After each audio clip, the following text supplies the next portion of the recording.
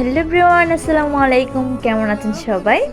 আশা করি সবাই ভালো আছেন। আজকে আপনাদের মাঝে আরও একটি ছোট্ট ব্লগ নিয়ে চলে এলাম। শুরুতেই বলে দিচ্ছি, যার যার এই ভিডিওটি ভালো লাগবে অবশ্যই নিজেদের টাইমলাইনে বলেন, বিভিন্ন গ্রুপে বলেন, শেয়ার করে দেবেন।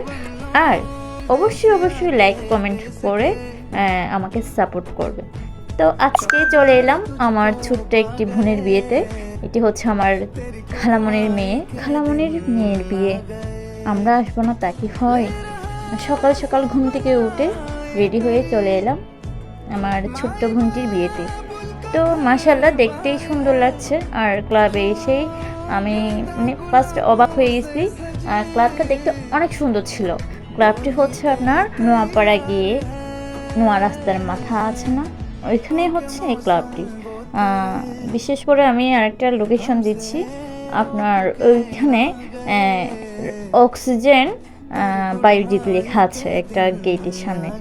তো ওই গেটের অপোজিটে হচ্ছে একটা রুট গিয়েছে, ওই রুটেই হচ্ছে আপনার এই বাদশা কনভেনশন হলটি রয়েছে।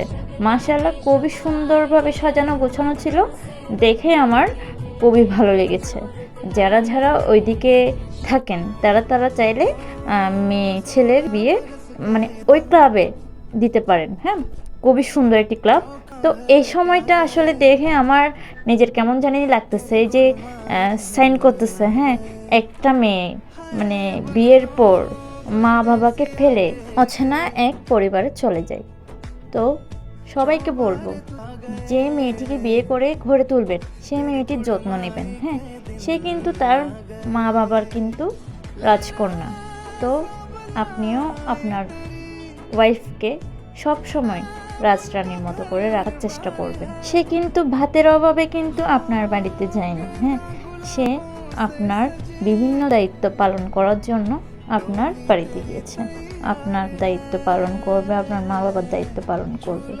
তো তার সাথে এমনভাবে ব্যবহার করবেন সে যেন কোনো কিছুতে মন খারাপ না করে। মেয়েরা একটু মন খারাপ করে, তো মন খারাপ করলে তখন মেয়েদের মন ভাঙানোর দায়িত্ব একজন হাজব্যান্ডের। তো অবশ্যই উচিত একজন হাজব্যান্ডকে মেয়েদের রাগ ভাঙানো। তো দেখতে পাচ্ছেন, এটা হচ্ছে বরের জন্য, বররা আসার পর এখানে বসে খাবে। তো এটা এত ভালো লাগছে, এত সুন্দর লাগছে, খুবই সুন্দর লাগছে, যেটা বলার মতো না। এমন আমি কখনো দেখি নাই, এভাবে করে সাজানো গোছানো দেখি নাই। হ্যাঁ, তো প্রতিটা জিনিস প্রতিটা জায়গায় এত সুন্দর করে রেখেছে, এত খুব সুন্দর করে সাজিয়েছে, যেটা অবাক করার মতো। আজকে এইটুকু, সবাই ভালো থাকবেন। আসসালামু আলাইকুম।